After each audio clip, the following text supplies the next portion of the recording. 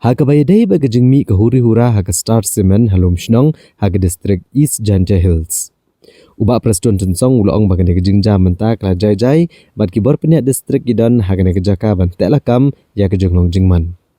Ulong ru bo superintendent ki pulet bat deputy commissioner kila trayala ke kham bat lapan klan kibor pahara bat hagini ki kendiat sengi baro kinsa jaijai biang kumbaki julong.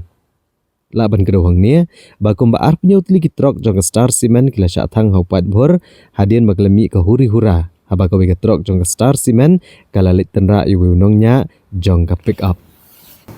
Well, right now the situation is cool and calm, and the DC is on the job or SP is on the job.